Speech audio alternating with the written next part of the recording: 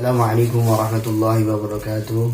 Innal hamdalillah nahmaduhu wa nasta'inuhu wa nastaghfiruh wa na'udzu billahi min shururi anfusina wa min sayyiati a'malina.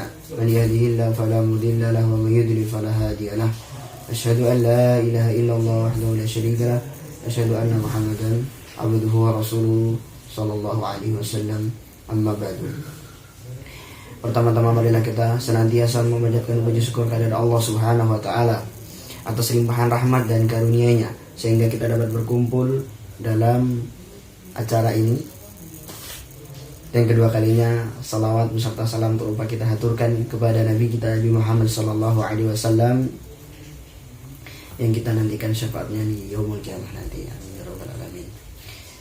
Baik, pada kesempatan kali ini saya akan membahas tentang surah Al-Lahab, yakni surah Al-Lahab terdiri dari 5 ayat yang diturunkan oleh Allah Subhanahu wa taala setelah atau sebelum berhijrah dari Mekah ke Madinah, sehingga dimaksudkan surah ini dengan nama surah Al-Makkiyah, digolongkan dengan surah Al-Makkiyah. Yakni terdiri dari 5 ayat, dan nama lain dari surah Al-Lahab ini surah Al-Masad. Baik,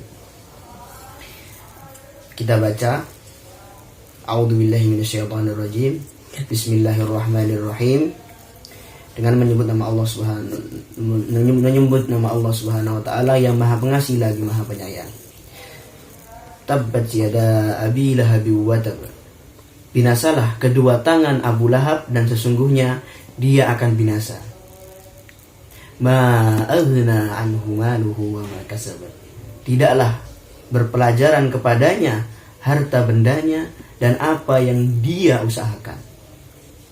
Sayasla naran dzata lahab. Kelak dia akan masuk ke dalam api yang bergejolak. Wa imra'atuhu hammalatal hatab. Dan begitu pula istrinya membawa kayu bakar. Fi jidha hablum min masad. Yang di lehernya ada tali dari sabut. Adapun tafsir dari surah Al-Masad ini atau yang dimaksud dengan surah Al-Lahab ini, bahwasannya surah ini terdapat bukti-bukti yang sangat banyak sekali dan jelas bahwasanya Rasulullah Shallallahu Alaihi Wasallam di atas kebenaran. Beliau tidak mengajak demi mendapatkan kekuasaan, kehormatan, dan jabatan di kalangan kaumnya. Dalam mensikapi Rasulullah Shallallahu Alaihi Wasallam, para paman beliau itu terbagi menjadi 3 kelompok. Kelompok yang pertama yaitu kelompok yang beriman kepada Allah Subhanahu wa taala. Dia berjihad bersama Rasulullah sallallahu alaihi wasallam dan tunduk kepada Allah Subhanahu wa taala. Kemudian yang kedua, yakni adalah kelompok yang mendukung dan menolong Nabi sallallahu alaihi wasallam akan tetapi dia kafir. Kemudian kelompok yang ketiga yaitu dia ingkar dan berpaling dari Allah dan Rasulnya. Dan mereka ini adalah kafir terhadap agama beliau, yaitu agama Allah dan Rasulnya. Adapun kelompok yang pertama seperti Al-Abbas bin Abdul Muttalib dan Hamzah bin Abdul Muttalib. Hamzah itu lebih afdal daripada Abbas karena beliau dijuluki sebagai syuhada yang terbaik di sisi Allah Subhanahu wa taala. Dan Rasulullah sallallahu alaihi wasallam itu memberikan gelar kepada Hamzah ini kepada Abbas, yakni adalah Asadullah, yakni singanya Allah, dan juga Asadur Rasul, yakni singanya Rasul. Beliau atau Abbas tadi, Hamzah tadi, itu beliau terbunuh pada perang Uhud di tahun kedua Hijriah. Adapun yang mendukung serta menolong tetapi masih dalam keadaan kekafiran seperti Abu Thalib, dia telah bersikap baik kepada Rasulullah Shallallahu Alaihi Wasallam serta membela dan mendukung beliau Namun waliyadu billah, Allah telah menentukan azabnya tidak memeluk agama Islam sampai akhir hayatnya. Di detik-detik akhir kehidupannya, Rasulullah SAW mengajak beliau untuk masuk ke dalam Islam. Akan tetapi beliau enggan, dan apa yang terjadi? Beliau meninggal dengan pernyataannya bahwa beliau, yakni Abu Thalib, berada di atas agamanya Abdul Muthalib. Kemudian Rasulullah SAW memintanya syafaat untuknya, untuk meringankan azab hingga diazab di neraka dengan cara dipakaikan sendal lalu menggelegak isi otaknya. Kemudian yang ketiga, yaitu mereka ingkar dan berpaling seperti Abu Lahab. Allah menurunkan satu surat penuh yang dibaca di dalam sholat wajib dan sholat sunnah, yang mana surat ini yang akan kita bahas pada kesempatan hari ini, yakni ayat yang pertama tadi yang sudah saya bacakan kembali lagi. Tabbat yada abi lahab wa tab. Binasalah kedua tangan Abu Lahab dan sesungguhnya dia akan binasa. Ini merupakan bantahan terhadap Abu Lahab ketika Rasulullah SAW mengajak mereka ke jalan Allah, mengingatkan dan memberi mereka kabar gembira. Lalu berkata Abu Lahab, celakalah engkau. Hanya untuk inikah engkau kumpulkan kami? Lalu perkataan, hanya untuk inikah engkau kumpulkan kami? Maka ini adalah perkataan yang meremehkan. Artinya, ini adalah perkataan yang sepele, sehingga tidak perlu mengumpulkan para pemimpin Quraisy yang demikian ini. Sama seperti firman Allah Subhanahu wa Ta'ala, yang artinya, apakah ini orang yang mencela Tuhan-Tuhan kalian? Al-Quran surah Al-Anbiya ayat 36, yaitu meremehkannya, tidak acuh dan tidak peduli. Sebagaimana firman Allah Subhanahu wa Ta'ala, wa qalu laula nuzzila hadzal qur'anu ala rajulin minal qaryatainil azim. Dan mengapa mereka berkata, mengapa Al-Quran ini tidak diturunkan kepada seorang besar dari salah satu dua negeri, yaitu Mekah dan Taif. Al-Quran surah Az-Zukhruf ayat 31. Beruntunglah orang yang beriman. Walhasil Abu Lahab berkata, celakalah engkau, hanya untuk inikah engkau kumpulkan kami? Maka Allah Subhanahu wa Ta'ala membantah dengan menurunkan surah ini, yaitu Tabbat yada abi lahab wa tab. At-tab dalam ayat ini artinya al-qasr, yaitu adalah al-khasr, yaitu adalah kerugian. Sebagaimana firman Allah Subhanahu wa Ta'ala, wa ma kaidu fir'auna illa tabat. Dan tipu daya Fir'aun itu tidak lain hanyalah membawa kerugian. Al-Quran surah Al-Mu'min ayat 37, yaitu kerugian. Dan Allah Subhanahu wa Ta'ala memulai dengan menyebutkan tangan sebelum yang lainnya, karena kedua tangan yang sering bekerja dan bergerak, mengambil dan memberi dan lainnya. Dan gelar Abu Lahab adalah gelar yang pantas dan sesuai dengan kondisi dan tempat kembalinya. Gelar ini pantas untuknya karena apa? Karena ia akan dimasukkan ke dalam api neraka yang menyala-nyala, yang mengeluarkan lidah api yang sangat dahsyat. Berkata seorang penyair, katakanlah, tidaklah matamu melihat seorang yang punya gelar, kecuali kamu akan berpikir makna dari gelarnya ketika Suhail bin Amr datang pada perang Hudaybiyah. Rasulullah Shallallahu Alaihi Wasallam bersabda, ini adalah Suhaib bin Amr. Aku tidak melihat kecuali ia telah mudahkan urusan kalian. Karena nama tersebut sesuai dengan perbuatannya. Allah Subhanahu wa taala berfirman, "Ma aghna anhu maluhu wa ma kasab." Tidaklah berpelajaran kepadanya harta bendanya dan apa yang diusahakan.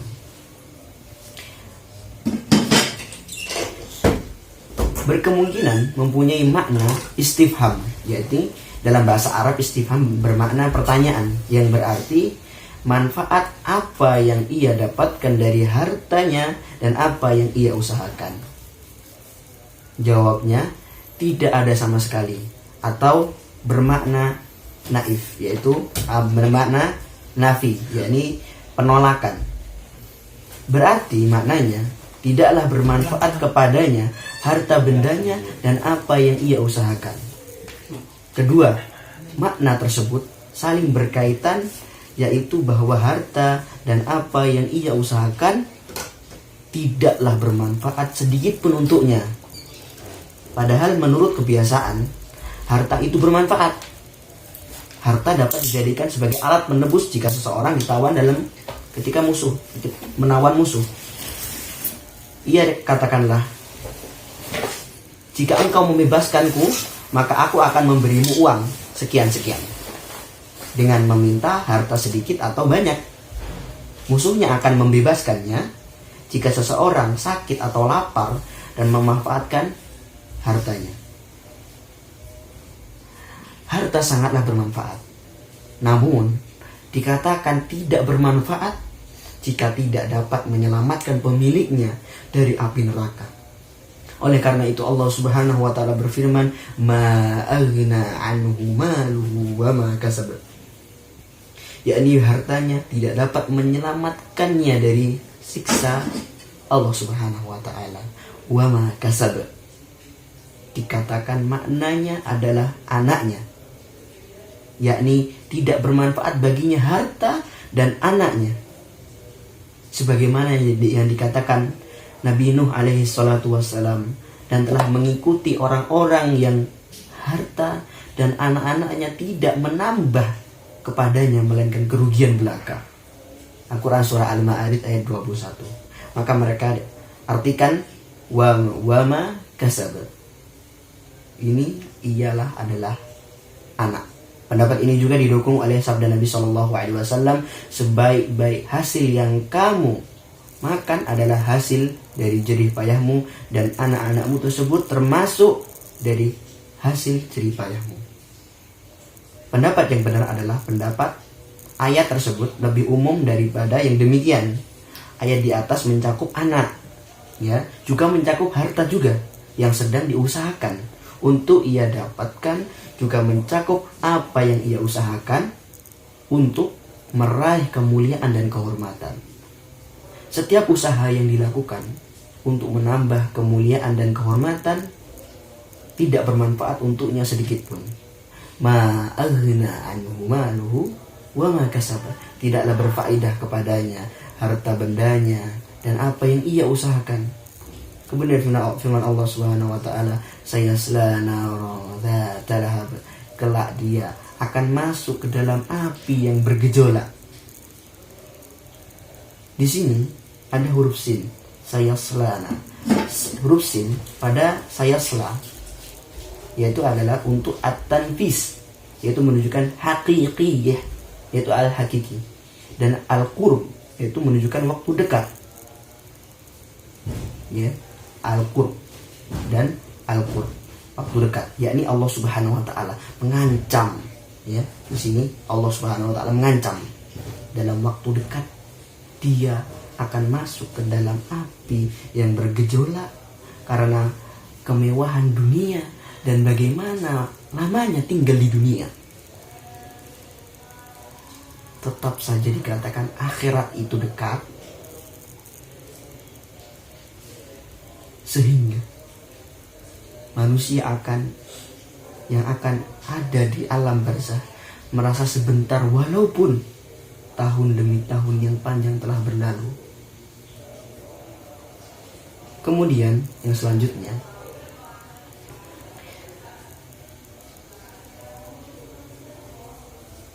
Allah Subhanahu wa ta'ala juga berfirman, lam yalbathu illa sa'atan man nahari balagun wa hal yuhlaku illa al-qawlul fasiqun. Mereka merasa seolah-olah tidak tinggal di dunia, melainkan sesaat pada siang hari. Inilah suatu pelajaran yang cukup, maka tidak dibinasakan melainkan kaum yang fasik. Saat yang ada di siang hari tentunya waktu yang sangat singkat. Firman Allah Subhanahu wa ta'ala, wa mura'atuhu hammalatal hatab, dan begitu pula istrinya membawa kayu bakar, yaitu wanita istri atau wanitanya, yaitu istrinya yang ada bersamanya. Ia adalah wanita terhormat di kalangan suku Quraisy, namun kehormatannya tersebut tidak bermanfaat untuknya, yaitu istri Abu Lahab tadi, karena ia ikut membantu suaminya dalam permusuhan dan dosa serta tetap di dalam kekafiran. Firman Allah Subhanahu wa ta'ala, hammalatal hatab, pembawa kayu bakar. Ya, kenapa dia dibaca nasab fathah atau dirofakkan di dhammah? Adapun jika dibaca nasab, maka menunjukkan keadaan istrinya, yaitu keadaan istrinya membawa kayu bakar. Adapun dibaca mansub dengan arti celaan, karena naat yang terputus boleh dinasobkan dengan maksud pencelaan, artinya aku mencela si pembawa kayu bakar. Adapun jika dibaca rofa, menunjukkan sifat si wanita tersebut hammalah,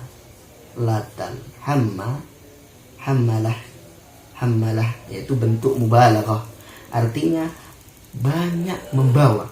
Disebutkan bahwa ia membawa kayu bakar yang berduri, kemudian diletakkan di jalan yang dilalui oleh Rasulullah SAW